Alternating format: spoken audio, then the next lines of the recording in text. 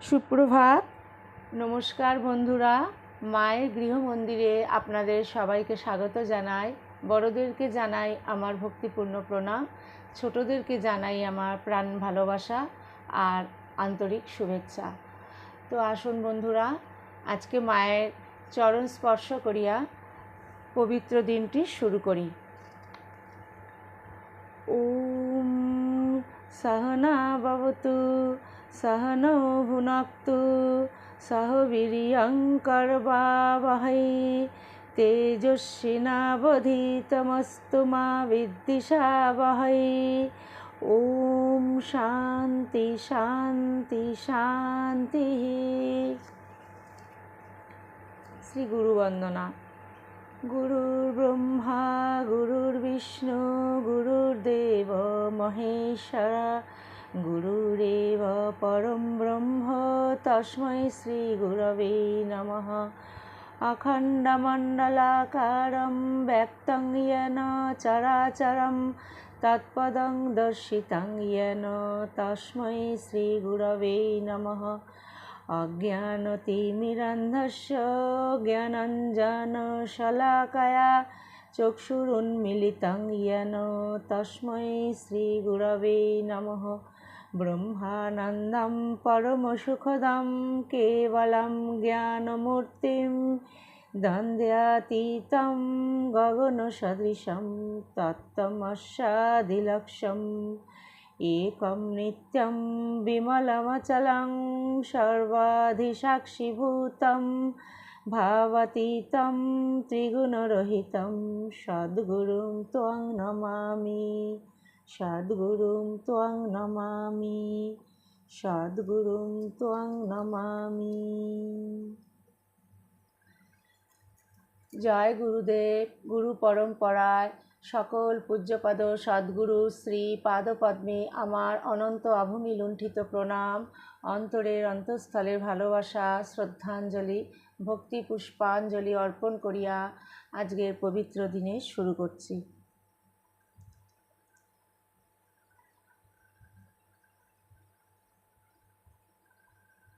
ওম সর্বমঙ্গলমঙ্গলে শিবে সর্বার্থসাধিকে শরণ্যে ত্র্যম্বকে গৌরী নারায়ণী নমস্তুতে।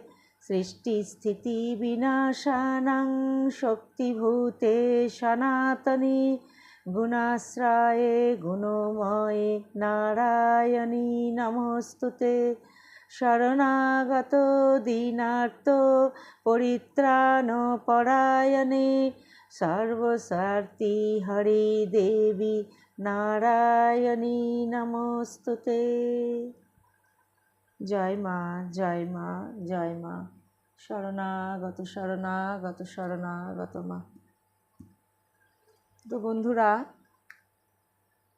আজকে পুণ্য প্রভাতে শ্রী শ্রী মা জননীর চরণ স্পর্শ করিয়া আমি পরম পূজ্যপদ স্বামী চেতনানন্দজি মহারাজ রচিত ধ্যানলোকে এই গ্রন্থটি থেকে শ্রীমা সারদা দেবী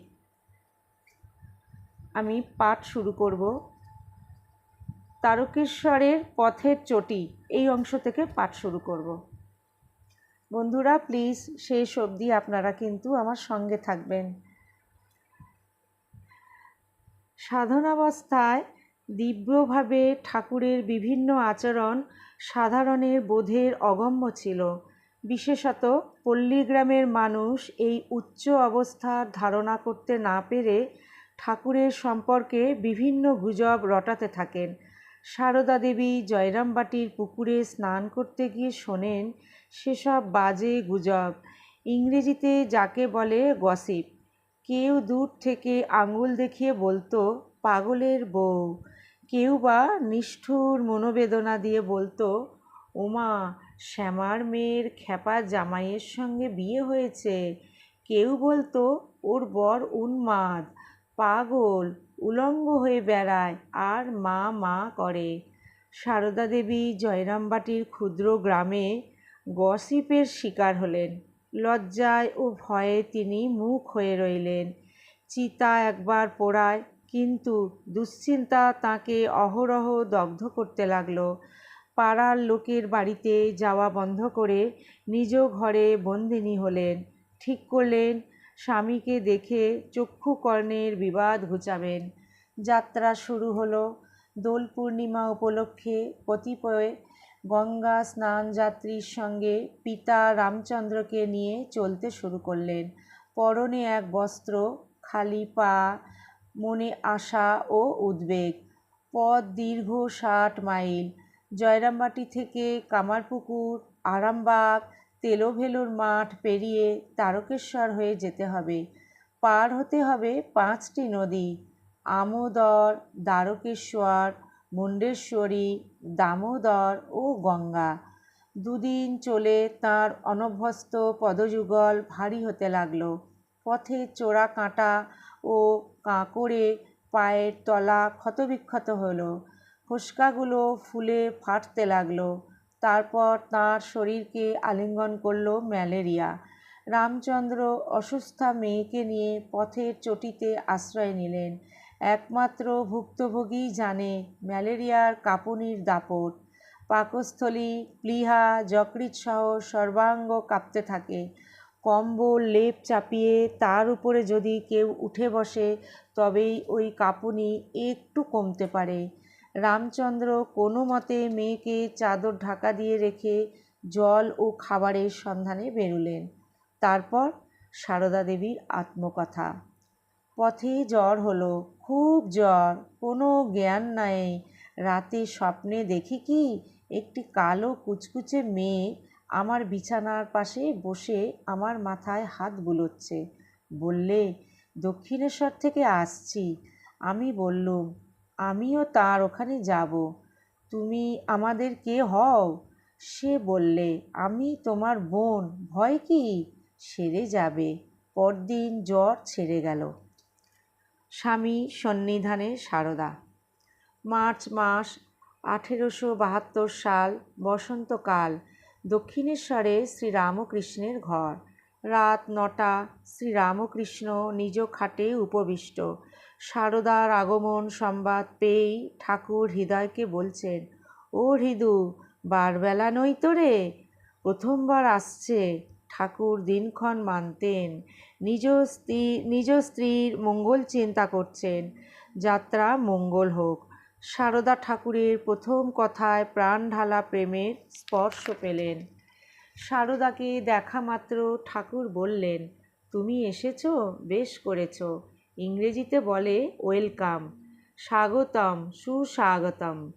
ঠাকুর বোঝাতে চাইছেন তুমি পরম আত্মীয়, আপনজন, অবাঞ্ছিত নও।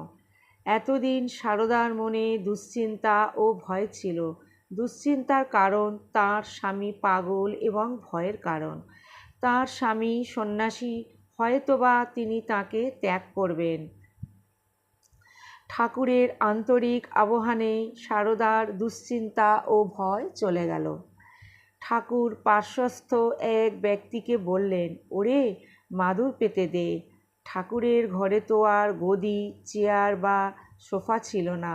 ঠাকুরকে প্রণাম করে মেঝেতে বসা মাত্র ঠাকুর যখন শুনলেন যে সারদার গায়ে জ্বর, তখনই তিনি ঔষধ ও পথ্যাদির ব্যাপারে অতিমাত্র উৎকণ্ঠিত হয়ে উঠলেন। তারপরে সখেদে বলতে লাগলেন, তুমি এতদিনে এলে, এখন কি আমার সেজবাবু অর্থাৎ মথুরবাবু আছে যে তোমার যত্ন হবে? আমার ডান হাত ভেঙে গেছে। মথুরের দেহত্যাগ হয় 16ই জুলাই 1871, অর্থাৎ 8 মাস আগে।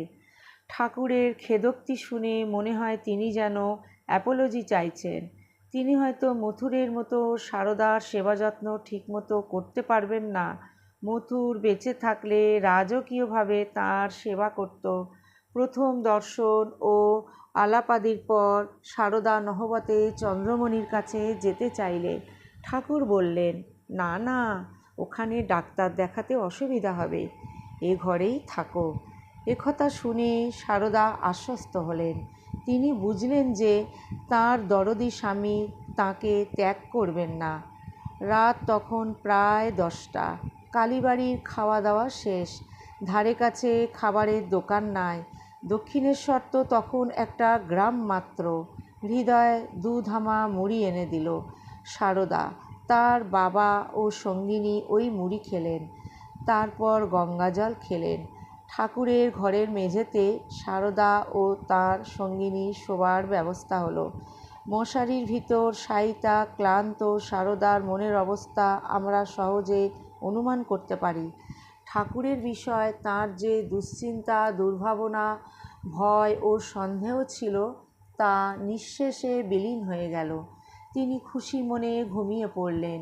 পরের দিন ঠাকুর ডাক্তার এনে চিকিৎসা ও পথ্যের ব্যবস্থা করলেন। সারদা ৩-৪ দিনের মধ্যে সুস্থ হয়ে নহবতে চলে গেলেন এবং স্বামী ও শাশুড়ির সেবায় ব্যাপৃত হলেন। ষোড়শী পূজা। দক্ষিণেশ্বরে শ্রীরামকৃষ্ণের ঘর। 1872 খ্রিস্টাব্দ অমাবস্যা তিথি শ্রীরামকৃষ্ণ পূজা করলেন নিজ পত্নীকে দেবী ষোড়শী রূপে। এই চিত্র শ্রী শ্রীমা নিজেই বর্ণনা করেছেন। দক্ষিণেশ্বরে মাস দেড়েক থাকবার পরেই ষোড়শী পূজা করলেন 1279 জ্যৈষ্ঠ। ফলহারিণী কালী পুজোর রাত্রে প্রায় 9টায় আমাকে তাঁর ঘরে আনালেন। কালীবাড়িতে গান বাজনা হইরই, সবাই তা নিয়ে ব্যস্ত। আর তার সঙ্গে তাঁদের অন্য সম্পর্কই বা কী? একমাত্র দর্শন স্পর্শন, আর তো কিছু না। দিনু বলে, একটি ছেলে আমার ভাসুরপো হয়, মুকুন্দপুরের জ্ঞাতির ছেলে, ঠাকুরের কাছে থাকত। তিনি খুব ভালোবাসতেন। সেসব ফুল বেলপাতা জোগাড় করে এনে দিতে লাগলো। হৃদয় সব ঠিকঠাক করে দিলে। পুজোর সময় আর কেউ ছিল না, একা তিনি ছিলেন। পুজোর শেষাশেষি হৃদয় এসেছিল। পুজোর সব জোগাড়, আমাকে বসতে বললেন। আমি তাঁর চৌকির উত্তর পাশে জালার পানে মুখ করে বসলুম, ব্র্যাকেটে গঙ্গা জল। ঠাকুর পূর্বমুখে হয়ে পশ্চিম দিকের দরজার কাছে বসেছেন। দরজা সব বন্ধ। আমার ডান পাশে সব পুজোর জিনিস। পুজোর প্রথমে পায়ে আলতা পরিয়ে দিলেন, সিঁদুর দিলেন, কাপড় পরিয়ে দিলেন, পান মিষ্টি খাওয়ালেন। আমি তখন সব দেখছি বটে, কিন্তু বলতে কইতে ইচ্ছা ছিল না। আমি একটু পরেই বেহুঁশ হয়ে গেলুম। পুজোর মধ্যে কি হয়েছে জানতে পারিনি। সব শেষে আমি মনে প্রণাম করলুম, পরে চলে এলুম। মনে পড়ে এক ভক্ত শ্রী শ্রী মায়ের শিষ্য স্বামী বিশুদ্ধানন্দকে জিজ্ঞাসা করেছিল, ঠাকুর বড় না মা বড়? স্বামী বিশুদ্ধানন্দ কে বড় জানি না, তবে ঠাকুর মাকে পূজা করেছিলেন এ কথা তো জানো। এখন তুমিই ঠিক করো কে বড়। নহবতে সারদা। দক্ষিণেশ্বরের নহবত এই ধ্যান চিত্রটি দীর্ঘ, কারণ এতে ফুটে উঠেছে নহবতে মা সারদার দৈনন্দিন জীবনের সেবা, সন্তোষ, সহনশীলতা ও স্থান কাল পাত্রভেদে মানিয়ে চলার দৃষ্টান্ত। এটি আমাদের সকলের পক্ষে শিক্ষণীয়। দক্ষিণেশ্বর মন্দিরোদ্যানের উত্তরে ও দক্ষিণে গঙ্গার কিনারে রানী রাসমণি দুটি নহবত তৈরি করেছিলেন মা ভবতারিণীকে বাজনা শোনাবার জন্য। মনে হয় চন্দ্রমণি দেবী ও সারদা দেবী যখন উত্তর নহবতে থাকতে শুরু করেন, তখন সানাই ও নাগারা বাজত। দক্ষিণ নহবত থেকে চন্দ্রমণি দেবী ও সারদা দেবী যখন উত্তর নহবতে থাকতে শুরু করেন, তখন সানাই ও নাগারা বাজত দক্ষিণ নহবত থেকে। নহবতের যে ঘরখানিতে শ্রী শ্রী মা থাকতেন, তা কি আনন্দ নিকেতন না দুঃখ নিকেতন? ঘরখানির ভিতরে দৈর্ঘ্য ও প্রস্থ একই, অর্থাৎ 7 ফুট 9 ইঞ্চি এবং উচ্চতা 9 ফুট 3 ইঞ্চি। দরজা 2 ফুট 2 ইঞ্চি আর উচ্চতা 4 ফুট 2 ইঞ্চি। ঠাকুর ছিলেন 5 ফুট 9.5 ইঞ্চি দীর্ঘ শ্রী শ্রী মায়ের ছবি দেখে মনে হয় তিনি ঠাকুরের চেয়ে 3-4 ইঞ্চি ছোট হবেন, অর্থাৎ প্রায় 5 ফুট 6 ইঞ্চি। ওই 4 ফুট 2 ইঞ্চি দরজার মধ্য দিয়ে 5 ফুট 6 ইঞ্চি দীর্ঘ শ্রী শ্রী মা যাতায়াত করতেন। তার আত্মকথা। প্রথম প্রথম ঘরে ঢুকতে মাথা ঠুকে যেত, একদিন কেটেই গেল, শেষে অভ্যাস হয়ে গেছিল। দরজার সামনে গেলেই মাথা নুয়ে আসতো। কলকাতা হতে সব মোটাসোটা মেয়ে লোকেরা দেখতে যেত, আর দরজার দুদিকে হাত দিয়ে দাঁড়িয়ে বলতো, আহা, কি ঘরেই আমাদের সতীলক্ষ্মী আছেন গো, যেন বনবাস গো। নহবতের এই ঘরখানি পুরীর গম্ভীরাতে শ্রী চৈতন্যের ঘরখানিকে মনে করিয়ে দেয়। ওই ঘরখানি এত ছোট যে চৈতন্যদেবের পা সোজা করে শুতে পারতেন না, হাঁটু ভেঙে শুতে হতো। নহবতের ঘরখানিকে স্মৃতিপটে এনে দেখি, দেওয়ালের পাশে মেঝেতে কুটোর বীরের ওপর বসানো মাটির বিভিন্ন হাঁড়িতে চাল, ডাল, আটা, সুজি, নুন, চিনি, মশলা স্তরে স্তরে সাজানো। 9 ফুট ও 3 ইঞ্চি সিলিং থেকে ঝুলছে মায়ের হাতে তৈরি পাটের সব শিকে। ওই সব শিকেতে ঝোলা হাঁড়িতেও নানা জিনিসপত্র। সংসারের সব বস্তুরই প্রয়োজন। মায়ের আত্মকথা। নিচের একটু খালি ঘর, তা আবার জিনিসপত্রে ভরা। উপরে সব শিকে ঝুলছে। রাত্রে শুয়েছি, মাথার উপর মাছের হাঁড়ি কলকল করছে। ঠাকুরের জন্য শিঙি মাছের ঝোল হতো কি না? নহবতের বিছানা সম্বন্ধে মা নিজেই বলেছেন, ঠাকুর কতকগুলি পাট এনে আমাকে দিয়ে বললেন, এইগুলি দিয়ে আমায় শিকে পাকিয়ে দাও, আমি সন্দেশ রাখবো, লুচি রাখবো ছেলেদের জন্যে। আমি শিকে পাকিয়ে দিলুম, আর ফেঁসোগুলি দিয়ে থান ফেরে বালিশ করলুম। চটের উপর পটপটে মাদুর পাততুম, আর সেই ফেঁসোর বালিশ মাথায় দিতুম। নহবতের ঘরে শ্রী শ্রী মাকে নিশ্চয়ই শ্রী চৈতন্যের মতো পা গুটিয়ে হাঁটু ভেঙে শুতে হতো। এখানেই শেষ নয়। কলকাতার ভক্ত মহিলারা এসে শ্রী শ্রী মায়ের সঙ্গে ওই একটুখানি ঘরেই আশ্রয় নিত। কথায় বলে, যদি হয় সুজন, তেঁতুল পাতায় 9 জন। নহবতে শ্রী শ্রী মায়ের সর্বত্র সঙ্গী কেউ ছিল না। লক্ষ্মী দিদি, গৌরী মা, হরির মা, যোগীর মা, গোলাপ মা, গোপালের মা প্রমুখ শ্রী শ্রী মায়ের সঙ্গে কখনো কখনো থেকেছেন। বিকালে নহবতের সিঁড়িতে একটু রোদ পড়ত, তাতে মা চুল শুকাতেন। স্বামী গম্ভীরানন্দ নহবতের এক অনবদ্য ছবি তুলে ধরেছেন। দক্ষিণেশ্বরে যখন শ্রী মা ও লক্ষ্মী দেবী একসঙ্গে থাকিতেন, তখন ঠাকুর ভোর রাত্রে 3টার শৌচে যাইবার পথে নহবতের পার্শ্বে আসিয়া ডাকিতেন, ও লক্ষ্মী, ওঠো রে, ওঠ, তোর খুড়িকে তোল রে, আর কত ঘুমোবি? রাত পোহাতে চলল, গঙ্গাজল মুখে দিয়ে মার নাম কর, ধ্যান জপ আরম্ভ করে দে। তখন শ্রী মা ও লক্ষ্মী দেবীর ঘুম পাতলা হইয়া আসিয়াছে, কাজেই তাঁহারা তখন উঠিয়া পড়িতেন। তবে শীতের সময় ঠাকুরের সাড়া পাইলে শ্রী মা মধ্যে মধ্যে লক্ষ্মী দেবীকে আরও নিদ্রার সুযোগ দিবার জন্যই বোধ হয় আস্তে আস্তে বলিতেন, তুই চুপ কর, ওর চোখে ঘুম নেই, এখনও উঠবার সময় হয়নি, কাক কোকিল ডাকেনি, সাড়া দিসনি। ঠাকুর তাহাদের সাড়া নাই পাইলে কিংবা ঘুম ভাঙে নাই মনে করিলে কৌতুকচ্ছলে দরজার নিচে জল ঢালিয়া দিতেন। তখন বিছানা ভিজিবার ভয়ে তাহারা তাড়াতাড়ি উঠিয়া পড়িতেন। একদিন ভিজিয়াও যাইত।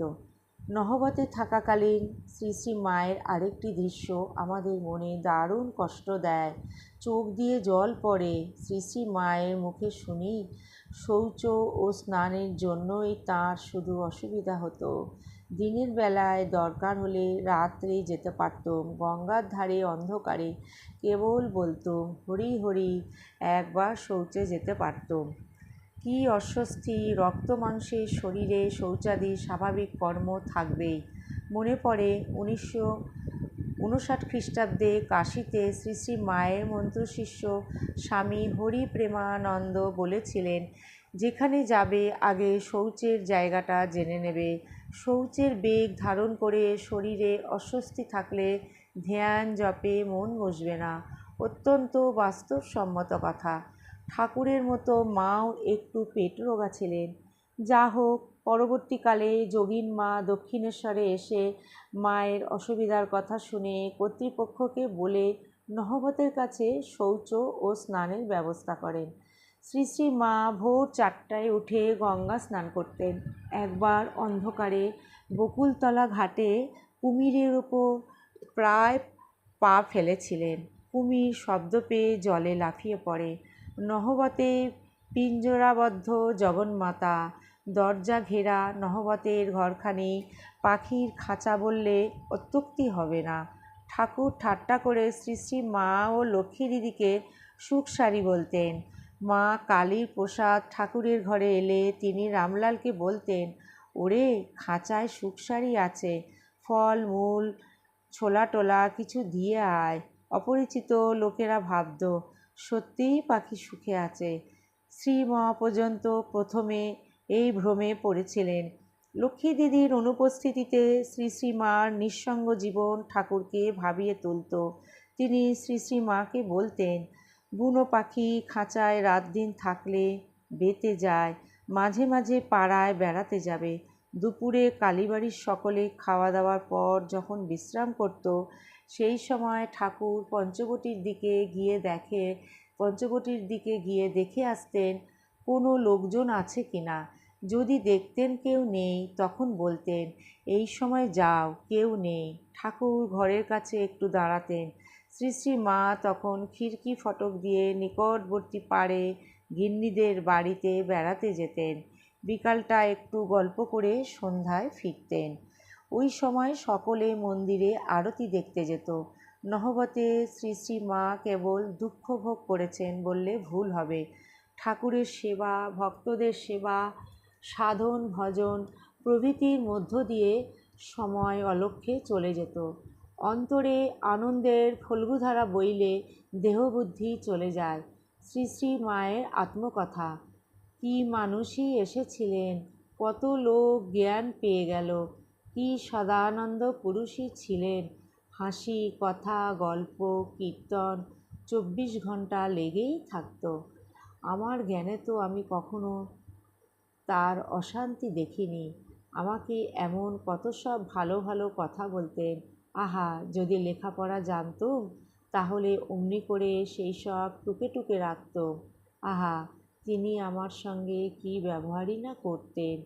একদিনও মনে ব্যথা পাবার মতো কিছু বলেননি। কখনো ফুলটি দিয়েও ঘা দেননি।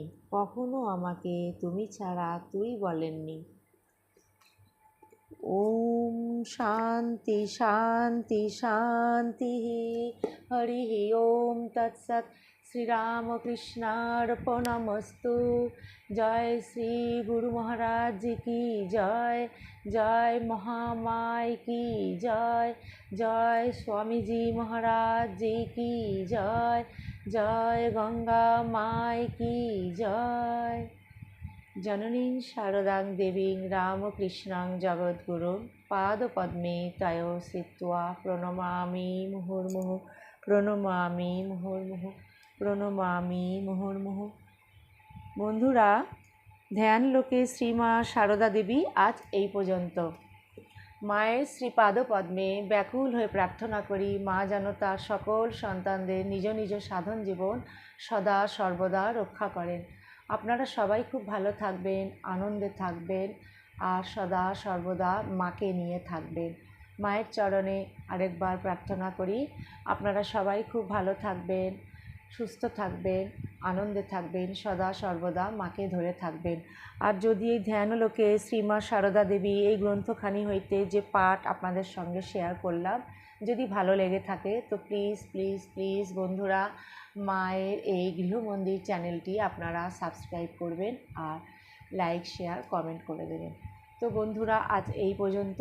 পরের ভিডিওতে আবার আপনাদের সঙ্গে মিলিত হচ্ছি। জয়তু জয়তু জয়তু শ্রীমা সারদা দেবী শরণাগত শরণাগত শরণাগত।